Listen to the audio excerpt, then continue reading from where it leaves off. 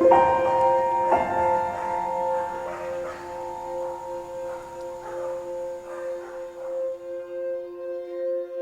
is the biggest dog in SOSD. He was found about 2 years ago near a camp.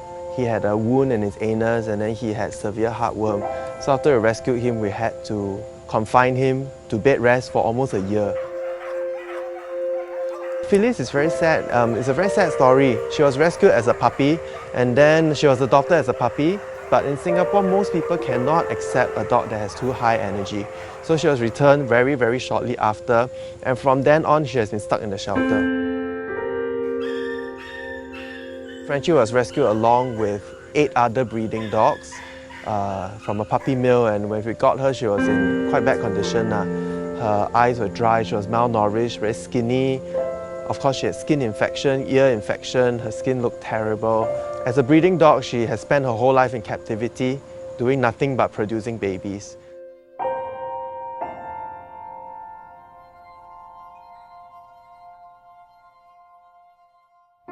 Singapore has always had a stray dog problem, and over the past 30 years, the stray dog problem was never solved.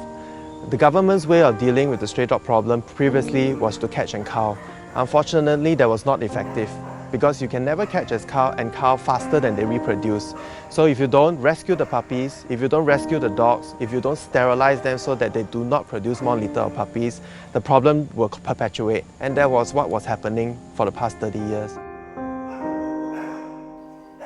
We estimate that there are about 5,000 to 8,000 stray dogs in Singapore.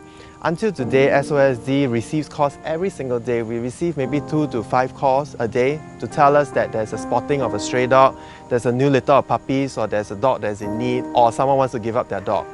Unfortunately, we cannot take in so many. So every month we rescue about 30 dogs. We rehome about 20 a month. And then the rest we have to keep at the shelter. We are a no-kill organization. So over the past 5 years, we have rescued more than 1,000 dogs. In the last work year, 2015-16, we spent $683,000, which means it's about $50,000 to run it a month. In the past 6 months, this amount has increased to $70,000 to $80,000 a month just to keep it running. We spend so much money because we take in a lot of sick dogs.